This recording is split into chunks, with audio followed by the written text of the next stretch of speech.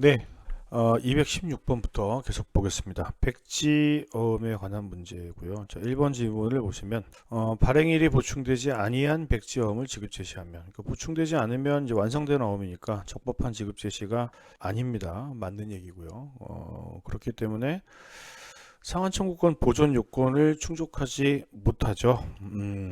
적법한 지급 제시여야 됩니다. 완성된 어음을 가져가야 되는 거니까 맞는 거고요. 자, 그 다음 만기는 기재되어 있으나 지급지와 지급을 받을 자, 수치인 거죠.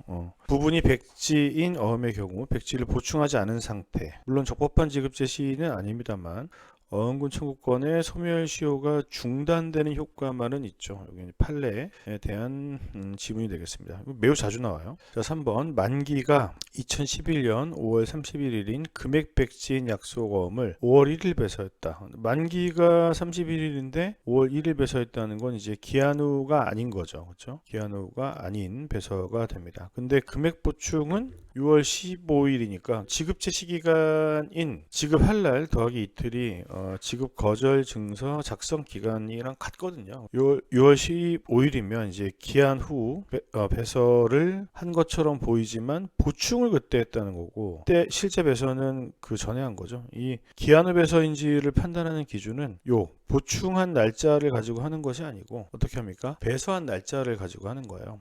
기한 후 배서에 해당한다. 이게 틀렸네요. 3번이 틀린 지문으로 나온 겁니다. 다음 4번 보충권 남용에 대하여 어음 취득 당시에 어음 소지인의 악의중과실이 있더라도 부당 보충이 있으면 악의중과실인 경우에 초과된 부분은 대항할 수 있지만 보충권을 수여한 범위 내에서는 일단 책임을 지죠. 이건 뭐 변하지 않습니다. 맞는 얘기. 이렇게 되면은 부당 보충된 부분에 대해서 항변이 가능하다. 부당 보충된 부분에 대해서만 그런 거죠. 자, 5번 금액이 백지인 약서금에서 양도인으로부터 보충할 수 있는 금액의 범위를 전해 듣고, 이렇게 듣기만 하면 이게 중과실이 되는 거죠. 소지인이 직접 금액을 보충하는 경우 발행인에게 조회하지 않았다면 이걸로 중과실을 인정해요. 중과실이 있기 때문에 이때는 부당 보충된 부분에 대해서는 발행인이 대항할 수 있죠. 또 굉장히 중요한 판례가 되겠습니다. 자, 넘어가서 217번 문제 보겠습니다. 갑은 의리 발행한 약소금 액면금 1억 원, 발행일 14년 6월 20일, 지급기일이 14년 10월 20일. 장소는 병은행, 발행지는 서울시. 요게 백지네요. 지급지랑 수취인이 백지. 제1배서인 정, 그리고 2배서인 무로 된 약소금 한 장을 얘가 소지하고 있는 거죠. 갑은 보충했어요. 요거. 지급지랑 수취인을 보충한 후 10월 20일이면은 뭡니까? 지급할 날이니까, 그쵸? 적법한 지급 제시는 될 겁니다. 완성도 했고. 그리고 위 장소에서, 그러니까 지급 장소가 따로 정해져 있으면 여기 지급 제시를 해야지 적법한 지급 제시가 되죠. 그렇지만 예금 부족을 이유로 지급 거절되었다. 자, 설명 중 옳은 것을 골라 보겠습니다. 예금 부족을 이유로 지급 거절되었기 때문에 갑은 정과 무를 상대로만 상하청권을 행사할 수 있고, 물론 이제 적법한 지급 제시를 한 거니까 얘네 둘을 상대로 상하청권 행사할 수 있는 거는 맞죠. 적법한 지급 제시에 따른 거절이라면. 근데 의리 발행한 거잖아요. 발행인 약소금이라면 얘가 주체무자일 텐데 어음금을 청구할 수 없다? 아니죠. 얘는 주체무자이기 때문에 어음금 청구권의 소멸시효 끝날 때까지 지급 청구를 할 수 있습니다. 뭐 얘네들이 이제 담보 책임을 부담하는 건 맞지만. 자, 2번 갑이 을을 상대로 어음금 지급에 소를 제기하는 경우. 자, 을 발행인입니다. 을은 정의 사기에 의해 어음을 발행하였고, 의사표시 하자죠. 사기. 중대한 과실로 알지 못하였다면 대항할 수 있다. 이것도 일종의 이제 인적 항변으로 봅니다. 그렇기 때문에 17조에 해당하는 항변이기 때문에 해이가 있을 때만 대항이 가능합니다. 이것도 똑같이. 이것도 원인 관계의 취소에 의한 항변이니까 중과실이 있다고 대항할 수 있는 건 아니고 해이가 있는 경우에만 대항할 수 있다. 어법 17조가 이거죠, 이거. 자, 17조를 보시면 이렇게 되어 있습니다. 항변. 여기서 이제 항변은 단서에 보시면 해할 것을 알고 어음을 취득한 경우는 그러하지 아니하다. 해이가 있어야만 대항할 수 있다고 봅니다. 맞는 거 찾는 거죠. 자, 3번. 만약 갑이 위 각 백지 부분을 보충하지 않고 소를 제기하였다면 또 얘기 나오네요. 이거 시효가 중단되는 효력이 없다. 보충 안 해도 적법한 지급 제시 아니지만 시효 중단의 효력은 있죠. 자, 2번. 배서인들의 어음금 지급 채무는 합동 책임이므로 맞습니다. 정물을 상대로 위 어음금 지급을 구하는 소를 제기할 경우 고유 필수적 공동소송은 아니죠. 자신의 전자인 배서인들 중에 한 명한테도 제기할 수 있으니까. 자, 5번. 무가 갑에게 어음금을 적법하게 지급하고 그러니까 상한 책임을 한번 부담한 다음에 이걸 환수해서 6개월, 요 날짜가 중요한 거거든요. 재상환 청구권은 6개월입니다. 소멸시효가 완성된다. 상환 청구권은 1년, 어음금 청구권이 3년, 상환 청구권이 1년, 재상환 청구권이 6개월. 뭐 이렇게 됩니다. 이게 맞는 거네요. 참고하시면 되겠죠. 자, 그 다음에 218번 보겠습니다. 또 백지어음이고요. 뭐 그만큼 자주 나옵니다. 백지어음이 아니고 불완전 어음으로서 무효라는 점. 요거는 불완전 어음이면 아예 책임을 안 지잖아요. 요거는 주체무자인 발행인 이 증명 책임을 부담합니다. 이 발행한 사람이 보충권을 수여할 의사가 있어야 이게 이제 백지어음이 되는 거고, 그렇지 않다면 불완전 어음이고 무효라면은 얘는 책임을 안 질 거 아닙니까? 그래서 얘가 입증 책임을 부담합니다. 자, 그 다음 2번 볼까요?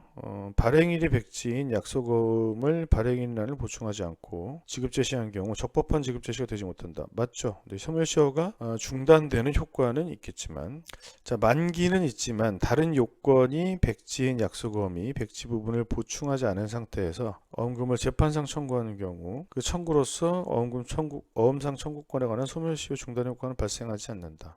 다른 부분을 백지로 뒀다고 하더라도 권리 위에 잠자는 자가 아니기 때문에 소멸시효 자체는 중단합니다. 수취인을 백지로 하여 발행된 어음은 인도, 그렇죠. 이게 공란이면 인도라는 건 이제 단순 교부죠. 단순 교부고 이제 배설을 하지 않고 양도할 수 있느냐? 네, 그렇습니다. 이 인도라고 하더라도 어음법이 인정하는 유통 방식이기 때문에 이 인도로 인해서도 뭐 인적 항변의 절단이나 뭐 권리전적 효력은 권리가 양도되는 것은 이제 뭐 지명채권 양도 효력도 지명채권도 그런 효력이 있지만 어음법적인 유통 방식인 배선화 인도에 따르면 인적 항변 절단되고 막 선의취득 인정되고 이런 효과들이 일어난단 말이죠. 요 인도도 그게 가능합니다. 근데 아무 때나 인도할 수 있는 것은 아니고 자신의 이제 전자의 피배선이 공란이거나 뭐 소지인에게 지급하여 주십시오 이렇게 되어 있거나 아니면 얘가 백지인 경우 이런 경우에만 가능하다. 4번의 설명을 보시면 수취인이 백지인 백지어음은 배서 또는 교부 단순한 인도에 의해서 양도될 수 있다. 그러니까 이것도 어음법적 유통 방식인 배서와 동일하게 보는 거죠. 그래서 이런 효과가 인정된다는 것을 조심하셔야 돼요. 요거. 그리고 인도 아무 때나 못 한다는 것도 기억을 하셔야겠죠. 자, 어음 금액만을 백지로 발행한 어음의 경우 주채무자에 대하여 백지 보충권을 행사할 수 있는 시기는 다른 사정이 없는 한 만기를 기준으로 한다. 만기가 있다면요. 금액만을 백지로 했다면 만기는 있다는 거잖아요. 만기가 없다면 권리를 행사할 수 있는 날로부터 보지만 만기를 기준으로 하는 게 기본적인 모양입니다. 그래서 5번 설명해 보시면 만기 이외 요건이 백지인 경우에는 만기로부터 3년, 백지 보충권의 시효가 3년이거든요. 근데 만기가 백지인 경우, 이것도 이제 기억을 하셔야겠죠. 이때는 권리를 행사하는 것이 법률적으로 가능하게 된 때부터 기산을 합니다. 두 가지를 같이 기억을 해두시면 좋을 것 같죠. 그죠? 중요한 내용이 되겠습니다. 자, 219번 보겠습니다. 갑이 을에게 백지어음을 발행, 교부한 경우 옳지 않은 것을 골라보겠습니다. 자, 어음의 만기를 적지 않은 경우 을에게 보충권이 수여되어 있다면 방금 전에 본 거네요. 보충권을 행사할 수 있는 때로부터 3년이다. 물론 특별한 약정이 없는 한 여기 맞는 얘기겠네요. 그러면 그 다음 어음의 지급지를 적지 않은 경우 보충권이 수여되어 있지 않다면 당연히 무효이다. 근데 당연히 무효이다. 그러니까 물론 이제 어음 요건을 흠결한 거니까 무효인 것은 맞는데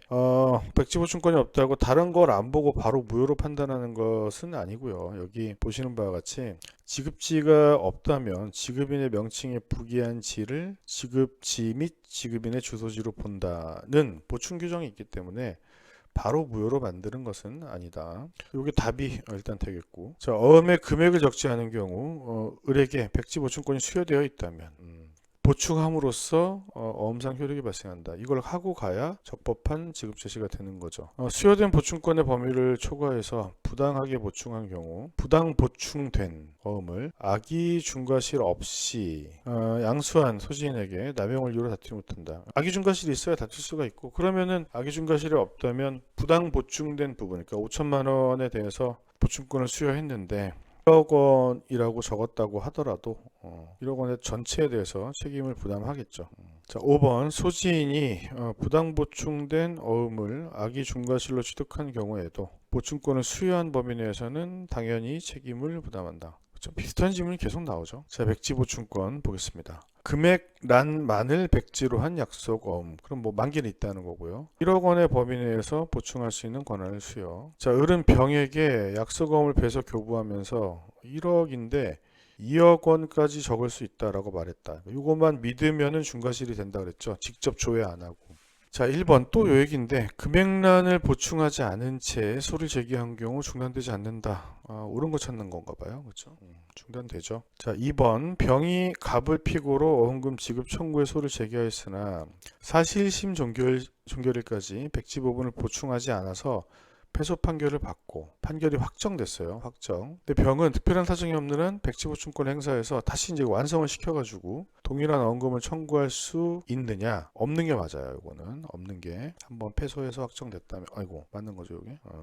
없는 게 맞다. 갑은 병이 악의로 취득한 경우에만 부당보충을 이유로 대항할 수 있다. 뭐가 틀린지 아시겠죠? 중과실의 경우에도 대항할 수 있으니까요. 자, 4번 요거 또 나왔네요. 을의 말만 믿고 2억 원으로 보충했다. 그러면 전부 기각해야 된다? 그렇진 않죠. 얘 나한테 배서해준 애 말만 믿고 부당보충한 경우에 1억 원이니까 원래 보충권 수여한 범위가 1억 원의 범위에서 책임을 지고 부당 보충된 부분을 대항할 수 있는 거니까요. 전부 기각은 아니죠. 만기로부터 1년, 아닙니다. 3년이었죠. 그렇죠? 자, 221번 보겠습니다. 또 백지요. 그렇죠? 1,000만 원의 범위 내에서 보충할 수 있는 보충권을 수여하고 어음 금액만을 기재하지 않은 채 약속 어음을 발행 교부 옳지 않은 거. 보충권을 행사하지 않고 소를 제기한 경우 사실심 변론 종결 시까지 보충권을 행사해야 된다. 이때 행사해도 괜찮을지 맞는 얘기인데요. 어찌됐건 얘가 백지인 상태로 소를 제기해도 이런 효과는 있잖아요. 그렇죠? 그러면 요것도 시효가 멈추는 거거든요. 그래서 이 어음금 청구 소송을 제기한 경우 변론 종결 시까지만 보충권을 행사하면 된다. 물론 이제 끝까지 행사하지 않아서 패소한 경우에는 다시 못하지만 옳지 않은 거 고르는 거네요. 자, 2번 2천만 원으로 기재한 후 원래 1,000만 원 아니었나요? 그렇죠. 1,000만 원의 범위였단 말이에요. 이를 중대한 과실 없이 믿은 병에게 배서 양도한 경우 기재된 문헌대로 엄체물을 부담한다. 중대한 과실이 없이 을이 적은 거를 그냥 믿었단 말이에요. 근데 이것도 직접 조회를 하지 않은 거죠. 그렇다고 하더라도 중과실이 없다고 얘기하고 있으니까 무중과실인 경우에는 이 경우에도 책임을 부담한다. 뭐 맞는 지문으로 나온 거고 중과실이 없다고 그냥 딱 전제를 한 것이니까 그렇게 보여지고요. 그 다음 3번 금액을 보충하지 않은 채 지급 제시한 경우 이행 지체 책임을 지지 않는다. 자, 요거는 그렇지는 않습니다. 이행 지체 책임을 지지는 않죠. 시효가 중단되는 효과는 있고요. 자, 그 다음 4번 만기가 도래하기 전에 배서 양도를 받은 갑이 지급 제시 기간이 경과한 후 이거 또 나왔네요. 보충하였다면 기한 후 배서이다. 이게 틀렸네요. 명확히 틀린 겁니다. 금액을 보충하지 않은 채 지급 제시한 경우는 적법한 지급 제시가 아니기 때문에 이런 책임이 안 생기는 거고, 이거는 아까 중복해서 나왔던 얘기예요. 기한 후 배서의 논점이죠. 보충시가 아니라 배서한 시점. 그리고 보충하지 않은 채 분실한 경우에도 재권 판결을 통해서 어음을 재발행 받거나 할 수 있다. 네. 이 백지인 상태로도 이 유통에 관한 보호는 일반적인 어음과 똑같아요. 자, 222번 보겠습니다. 약속어음 및 약속어음 청구의 소에 관한 설명 중 옳은 것을 모두 골라보자. 만기는 있으나 지급받을 자와 같이 어음 요건이 백지인 어음의 소지인이 보충하지 않은 상태에서 청구의 소를 제기하더라도 시효는 중단된다. 설명 안 들어도 되겠죠? 어음금 청구의 소를 제기해서 사실심 변론 종결 시까지 요거를 보충하지 않았다는 이유로 청구 기각 판결을 받아 판결이 확정. 다시 보충해서 완성된 어음을 가지고 전소 피고에 대해 제기한 어음금 청구의 소 기판에게 저촉된다. 네, 이것도 설명을 우리가 했었죠. 못한다고 청구할 수 없다. 그러니까 니은도 맞는 얘기. 지급지가 서울로 기재되어 있더라도 토지인의 주소지가 부산이라면 부산지방법원에도 관할권이 인정된다. 요거는 그렇진 않아요. 디귿 보시면 소유의 관할은 지급지를 기준으로 한다. 그 지급지가 의행 이무지이고, 그리고 이행을 구하는 소송의 토지 관할권은 지급지를 관할하는 법원에만 있습니다. 지급지가 정해져 있다면 이 주소지를 가지고 하는 게 아니죠. 자, 리을 대여금 채권의 지급을 확보하기 위한 방법으로, 여기 이제 원인 채권이 되겠죠. 어음을 교부하였다. 자, 갑이 을을 상대로 소멸시효가 완성되지 않은 어음 채권에 기해서 어음금 청구의 소를 제기한 경우 대여금 채권의 소멸시효를 중단시키는 효력이 있지만, 그러니까 원인 채권의 소멸시효를 중단시키는 효력이 있지만 이걸 확인해 봐야 되고요. 그리고 갑이 을을 상대로 대여금 반환 청구에서 원인 채권의 소를 제기한 것만으로는 어음 채권의 소멸시효를 중단시키지 못한다. 이거 이제 자주 나왔던, 자주 중요하게 모의 시험에 많이 나왔던 지문인데요. 이렇게 외우시면 됩니다. 어음 채권의 행사는 원인 채권의 시효를 중단시키지만, 그리고 이제 어음 채무를 이행하면 이것도 사라져요. 그런데 요걸 중단시키는 것은 아닙니다. 그렇기 때문에 지문 자체는 맞는 지문이 되겠죠. 그죠? 요 리을 지문도 굉장히 중요하니까 꼭 기억해 두시기 바랍니다. 요거 앞에 것들은 좀 중복된 것이 많고요. 자, 223 보겠습니다. 재판상 청구로 인한 소멸시효 중단에 관한 설명으로 옳지 않은 것은 뭐 우리 논점만 볼까요? 우리 논점만 보면 여기 원인 채권의 지급을 확보하기 위한 방법으로 어음이 수된 경우, 그러니까 이런 경우에는 이 어음 발행의 이유가 이런 것이라면 원인 채권과 어음 채권이 둘 다 병존하거든요. 근데 어음 채권에 기해서 재판상 청구를 하는 경우 원인 채권의 소멸시효를 중단시키는 효력이 있다. 맞아요, 틀려요? 맞는 거죠. 맞는 지문으로 나온 겁니다.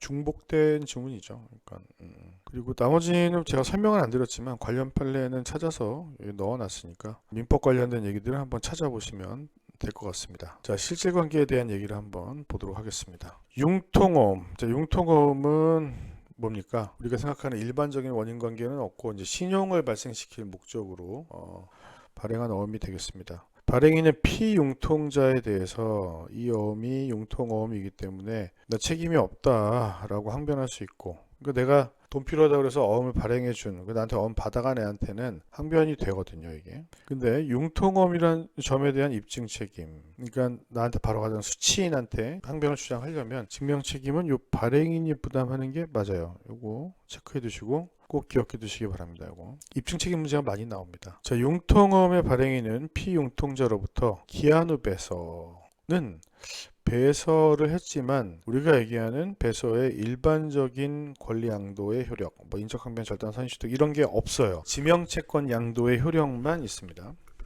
기한 후 배서에 의해서 그 어음을 양수한 제3자에 대하여 대가 없이 발행된 융통어음이라는 항변으로 대항할 수 있다. 이거 되게 중요한 지문인데 대항할 수 있다. 피융통자한테 입증하면 대항할 수 있었죠. 근데 여기 요거는 틀렸는데요. 요 내용을 보시면 자, 아까 융통어음의 발행인은 얘한테 대항할 수 있었죠. 그리고 원래는 이 피융통자로부터 다시 어음을 양수한 자에 대해서는 원칙적으로는 이분이 악이라고 하더라도 책임을 부담해야 돼요. 그렇죠? 자, 2번에 보시면 그 어음을 양수한 제3자에 대해서는 선악의를 불문하고 대항할 수 없다. 물론 이제 예외가 있습니다. 예외가 있습니다만 원칙이 그렇다는 거죠. 원칙. 그리고 기한 후 배서는 지급 거절 증서 작성 후, 거절 증서 작성 기간 경과 후이기 때문에 담보 책임도 안 생기고 배설을 했지만, 그리고 인적 항변에 절단이 생기지 않으므로 이런 것이 있지만, 여기 밑에 보시면 기한 후 배설을 해서 생기는 이런 문제는 인적 항변 사유로서 소지인에게 대항할 수 있다. 왜? 배설은 원래 절단이 돼야 되는데 항변이 얘는 절단이 안 되니까. 그 정도의 의미이고, 기한 후 배서 이후 발행인이 배서인에 대해서 취득한 채권을 가지고 피배서인에게 상기할 수 없다고 하였고, 기한 후 배서 이후에 발행인이 배서인에게 어음금을 지급한 사실을 가지고 대항할 수 없다고 보았다. 그러니까 이런 순서로 본 거죠. 왜냐하면 이런 효력밖에 없으니까. 지명채권 양도의 효력밖에 없지만 결론적으로 이제 융통어음은 기한 후 배서라고 하더라도 대항을 이제 못하는 결과가 되는 것이죠. 이게 옳지 않은 거고요. 3번 원인 관계에 있는 채권의 지급을 담보하기 위하여. 여기는 중요한 표현이죠. 지급을 담보하기 위하여. 양자가 병존하긴 하는데 지급을 위하여와는 다르게 관련사 순서가 없죠. 자, 근데 지급을 담보하기 위해서 발행한 경우 그 어음상 권리가 소멸한 후에 원인 관계에 있는 채권이 소멸되었다면 순서에는 상관이 없는데 예나 그러니까 지급을 담보하기 위해서 발행한 경우나 지급을 위해서 발행한 경우나 어음금 채권도 있고 그리고 원인 관계상의 채권도 있습니다. 근데 요 이득 상환 청구권은 이 어음상 채권이 사라졌을 때 더 이상 돈 받을 방법이 없어야 됩니다. 그러니까 원인 관계 영향에 따르면 지급의 가름에서 발행한 경우에는 이게 발생할 여지가 있어요. 그 어음상 채권밖에 없고 지급에 가름하기 위해서 어음을 발행했으면 원인 채권이 사라지고 그리고 어음 채권밖에 없는 상태에서 그게 사라지면 이득상환 채권이 발생할 여지가 있지만 앞에 두 개, 그 지급을 위하여 또는 지급을 담보하기 위하여 이 경우에는 원인 채권이 살아있기 때문에 어음상 권리가 사라질 때 더 이상 돈 받을 권리가 없어야 되는데 원인 관계상의 채권이 존재한다면 이득상환 채권이 생길 수가 없죠. 이것도 매우 중요합니다. 요거 이득상환 채권의 논점입니다. 이거는. 4번 어음에 있어서 형식적 배서 연속이 끊어진 경우 다른 부분으로 연속이 끊어진 중단된 부분에 관해서 실질적 관계가 있음을 증명하면 권리를 행사할 수 있습니다. 그러니까 이 어음상 그 형식적 요건이 있다, 배서의 연속이 있다고 하는 거는 형식적 자격에 대한 추정일 뿐인 거지 연속이 끊어졌다고 해서 권리를 행사 못하거나 그런 것은 아닙니다. 5번 원인 채권에 관해 소를 제기한 또 나왔네. 채권의 소멸시 중단사인 재판 청구에 해당하지 않는다. 그렇죠. 네. 그리고 제가 해설을 보다 보니까 적절한 판례가 2번 지문과 관련해서는 인용이 안 되어 있는 것 같아요. 이거 보고 넘어갈게요. 타인의 금융 또는 채무담보를 위해서 약속어음, 뭐 이른바 융통어음을 발행한 자는 피융통자, 나한테 이제 바로 받은 사람한테는 전혀 책임을 안 지죠. 근데 이 어음을 양수한 제3자에 대해서는 선악의를 불문하고 책임을 지는 것이 맞는데 그게 그러니까 이제 피융통자, 그러니까 얘를 수취인이라고 했을 때 얘가 제1배선이 돼서 제3자한테 배설을 양도한 것이 기한의 배설라고 하더라도 이 융통어음이라 내가 돈을 못 주겠다 이런 항변을 대항할 수는 없습니다. 요 판례가 안 들어가 있어가지고 네, 설명을 따로 드렸습니다. 네, 다음으로 225번 보겠습니다. 답은 을의 자금 융통을 위해서 약속어음을 을에게 발행하였고 을은 병에 대한 대금 채무를 위해서 병에게 배서 양도하였다. 얘한테는 대항할 수 있고 얘한테는 대항을 못하는 거죠. 악이라고 하더라도. 자, 옳지 않은 것을 골라봅시다. 을이 어음법상의 요건을 갖추어 갑에게 어음금을 청구하는 경우 갑은 융통어음의 항변으로 대항할 수 있다. 그렇죠? 피융통자한테는 대항할 수 있으니까. 병이 어법상 요건을 갖추어 갑에게 어음금을 청구하는 경우 병이 융통어음이라는 점을 알고 있었더라도 대항할 수 없다. 맞는 얘기죠. 악이라고 하더라도 대항할 수 없으니까. 3번 또 여기 나왔네요. 기한의 배서에 의해서 취득하였더라도 갑은 융통어음의 항변으로 대항할 수 없다. 그러니까 기한의 배서라고 하더라도 달라지지 않는 거죠. 그죠? 여기는 요 판례도 있네요. 여기 이제 적절한 판례가 있습니다. 선이 악이이거나 또한 그 취득이 기한의 배서에 의한 것이라고 하더라도 대가 없이 발행된 융통어음이었다는 항변으로 대항할 수는 없다. 기한의 배서라고 하더라도 달라지진 않는다. 이 판례가 94년 5월 10일. 이 판례를 이번에서 인용을 못했네요. 이 지문에 대한 해설은 요 밑에 판례를 참고하시면 되겠습니다. 융통어음의 일반적인 해설을 넣다 보니까 요거를 놓쳤는데 여기는 들어있기 때문에 요 판례를 참고하시면 되겠습니다. 자, 4번 만약 을이 자금 융통의 목적을 달성한 다음 병으로부터 어음을 다시 회수했어요. 돌려줘야 되겠죠. 그렇죠? 갑에게 돌려줘야 되는데 갑에게 반환하지 않고 지 배설을 지우고 이를 다시 제3자인 정에게 사용한 경우 이게 제3자에게 넘어갔는데 융통어음이라는 것을 이유로 대항할 수 있는 경우에 해당돼요. 정이 당의 어음이 융통어음이고 그러니까 이것도 알아야 되고 목적을 달성한 이후 다시 사용되는 것이라는 점에서 과실 없이 알지 못하였더라도 재사용의 항변으로 정에 대해서 사용할 수 있다. 악이라면 대항할 수 있는 거거든요. 다 알고 있다면. 그러니까 융통어음이라는 점도 알고 융통어음 목적을 달성하고 재사용된다는 걸 알고 있으면 대항할 수가 있는데 근데 얘가 과실이 없는 무과실의 선이라면 대항을 못하는 거죠. 이게 틀렸고요.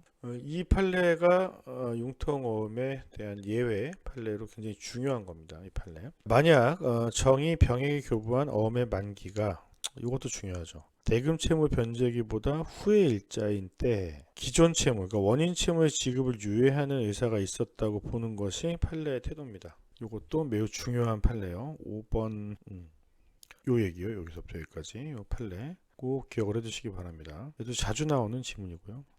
그 다음 226번 보겠습니다.